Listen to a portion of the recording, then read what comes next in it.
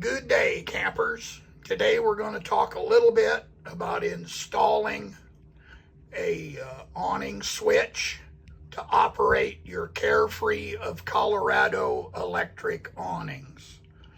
I happen to have a Momentum, which is built by Grand Design. It's one of many RVs out there that use Lippert's one control panel. This one control is a little bit frustrating. So along with other switches that I've added, I decided to do one for the awning. This particular control module that one control uses does not allow me to use both.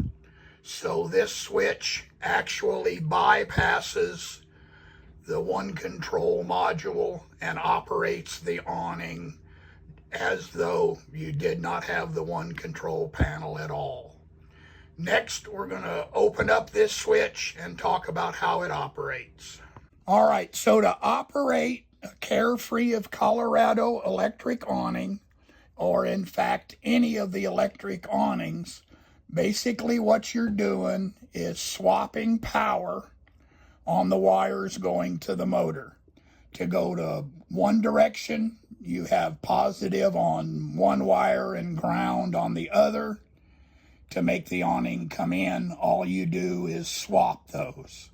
So this is a double pole, double throw switch.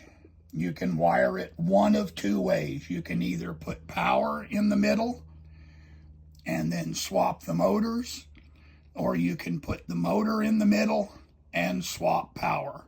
This particular switch I've wired where this is plus, this is ground, and these are the two wires to my motor. You'll notice the little crisscross inside. All that does is swap polarity. I will put a link in the description to this switch on Amazon, and then it's just a matter of running the wires from the motor to the switch, power and ground from somewhere in your camper to this switch. Hopefully that will help you out when you get ready to put in your own switch.